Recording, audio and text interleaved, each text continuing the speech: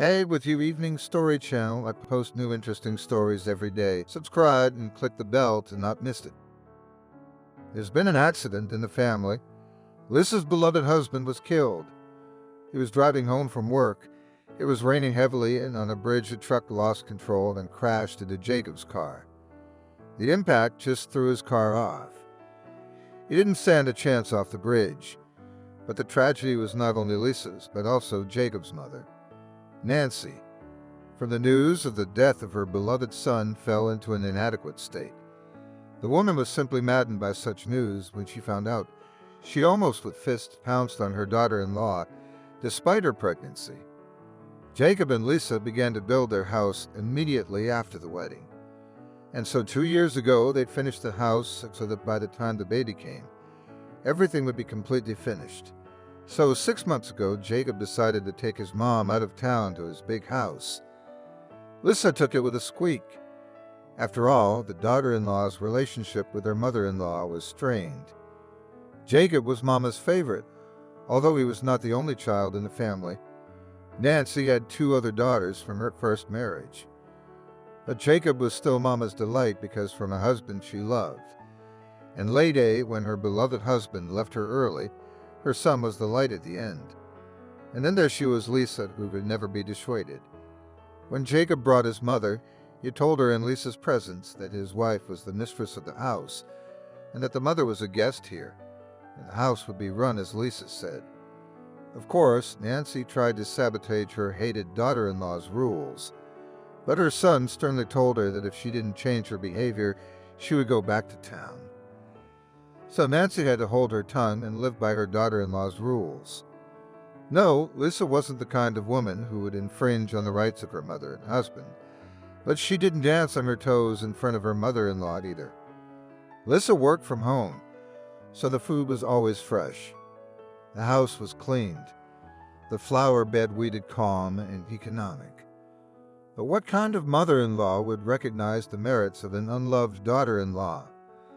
At some point, peace was achieved, fragile but stable, and then there was grief. Lisa was in hospital, Nancy alone in a big house. Good thing the house itself was in a gated community with security guards, and no worries about intruders. Nancy walked around the empty house and couldn't find a place to sit. Her heart was constantly aching. The only people who supported her in her grief were her daughters. They came to see their mother every day, either together or taking turns. She didn't even pay much attention to what the daughters were doing in the house. The woman just went from room to room, touching things her son touched, and nurturing her pain. And Kelly and Molly washed the dishes after they'd cooked their mother's meals, only cooking from what they could find with the maximum amount of fresh bread they could bring. Lisa was a hoarder. She always had a freezer full of meat and frozen vegetables. Lots of homemade convenience foods. That's what the sisters used Molly for. What are we going to do? Mom's a mess. She's going to go after Jacob at the drop of a hat. What if she does it before she inherits? Kelly cleaned the dishes and put them in the cupboard. Her mother hated it when the dishes weren't put away, and it wasn't good for them to fight with their mother right now. So what? Do you think we'll get much out of this house? Lisa will give birth to an heir, and all the mother will have left of the house is a third. Molly was the eldest and very sneaky. What do you suggest? Kelly took some tea cookies out of the cupboard. Where are we going to put this heir now? It's easy to lie to Mom about Lisa getting him pregnant. She already hates her, but he'll be born and he'll be legally entitled to inherit. Something has to be done about that. We need to stop her from having it at all. Should we put something in her food or something? She's already in the hospital, so no one will suspect a thing. And then we'll get her out of this house. Molly took the kettle and poured it into cups. Do you think this will work? She froze. She didn't like her sister's idea, but she wanted to improve her personal situation. Yes, it'll work. And then we'll convince the mother that it wasn't Jacob's baby. It's her fault he died. Well, who else could it be? Of course, the hated daughter-in-law. Molly grinned wickedly. And then we'll help Mom to go to her favorite son soon. Sell it all and live like human beings. Let's get started. The woman sat down at the table with a satisfied face. Nancy, who had heard all this, suddenly lost her footing and slid down the wall. There was a rumbling in her head. Everything began to blur. The woman passed out into herself. Nancy came to already on the couch. In the living room, her daughters fluttered around her like butterflies. "Mom, what happened to you? Did you faint? Kelly and I came out of the kitchen to get you for dinner, and you're on the floor." Molly looked at her mother with concern. Only she wasn't worried about her mother's health. "Mommy, you must be hungry. Let me get you something to eat. You've been eating so badly lately." Kelly hurried to the kitchen and quickly returned with a bowl of soup. "Here, have some, Mommy." Nancy looked at the soup on the surface of the plate as if islands of fat were floating. Her daughters used to make the kind of food that made a woman's stomach ache afterward. And suddenly she remembered Lissa's lunches. Clear light broths, tasty steamed cutlets, always salads of fresh vegetables. And here I didn't even want to eat. I want a hot cup of tea. "Quietly," said the mother tiredly. She turned away. Molly hurried to get tea. "Mom, let us move in with you for a while. Lissa doesn't know when she'll be discharged. Kelly's fussing." "No, I want to be alone." The woman replied dryly. "Go home. You have family there." "Mom, are you sure?"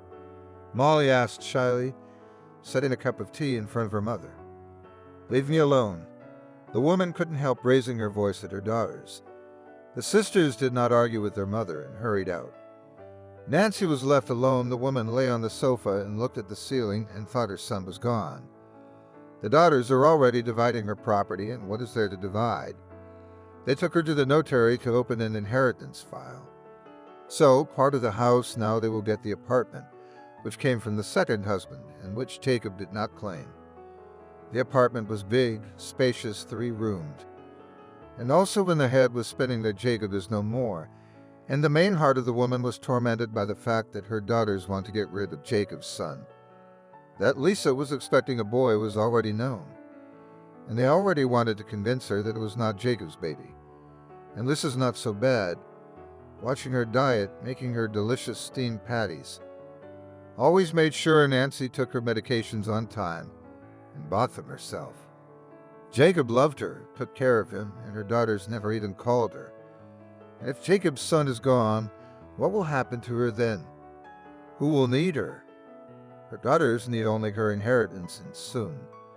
The woman fell asleep on the sofa with heavy thoughts. In the morning, she was awakened by a call from Lisa. She informed her that she would be discharged tomorrow. The daughter-in-law was not expecting a festive reception, but she decided to warn her so that she would not fall on the suffering woman's head like snow.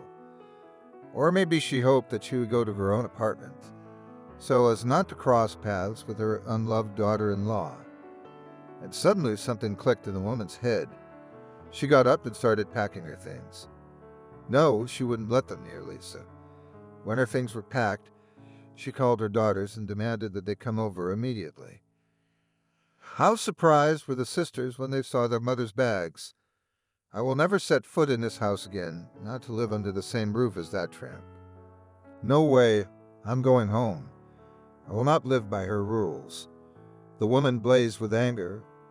Without looking at her daughters, she walked away from the house, letting her daughters know that her decision was not up for discussion. "And I find out that some of you are friends with her." "Yeah, he goes to visit her." "I will not forgive," the woman spat angrily. The sisters were very unhappy. After all, in addition to the fact that the mother left the house, they still had to give her apartment so that the woman could live there normally. And this threat of hers was not in their plans at all. Only to argue with her mother now was fraught. Or what if she would take offense at them and write everything down on her unborn grandson? But what the hell with it, with the house? Mother's apartment is worth a lot of money. I'd like to get it. Lissa came back from the hospital and found the house empty. Her mother-in-law had left and moved all her things out. On the bedroom table, only Lissa's letter to her mother-in-law remained. "Forgive me, old me. I'm sorry for all these years of not accepting you. But we have nothing more to share. My Jacob is gone. And I'll probably be gone soon, too. Take care of your grandson. Stay away from my daughters. Don't eat or drink anything with them. I don't know what they're up to, but your little boy is really bothering them. God willing, I'm strong enough, and I'll go to the notary. I'll give up my share in your house. Let everything go to my grandson, and I'll leave him my apartment, too. Trouble has opened my eyes to my family. Now that I know who cares about me and who to get rich at my expense wants to meet with me, do not look for, do not call. Let them think that I still blame you for all my troubles. Will that make you feel better? And if you don't hold a grudge and decide to thank me, name your grandchild James after my father. He lived a long and happy life.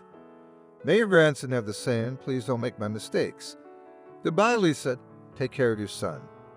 She honored her mother-in-law's request. She had not spoken to her since Molly and Kelly had cut off all contact. Lisa didn't call her mother-in-law until after her son was born. Nancy, James, you and I have had a peaceful birth, Lisa said in a calm voice. All resentments are forgotten about Jacob. He looks just like him. That's good, that's good. Baby, said the mother-in-law quietly. Take care of our boy. The next day Nancy was gone. When Molly and Kelly began to attack Lisa some time later, threatening all the punishments of heaven and judgment, it turned out that Nancy had kept all of her promises. When they rummaged through her mother's apartment looking for something to eat before the inheritance, they found notarized papers. The woman had renounced her son's inheritance in favor of his child and bequeathed her apartment to her grandson. They split on the house when it became clear what shares due to the mother, but they decided to fight for the apartment, except that they could not prove that the mother was unwell when she wrote the will. Lisa got over her pain. She moved on with her life. She still had a son to raise.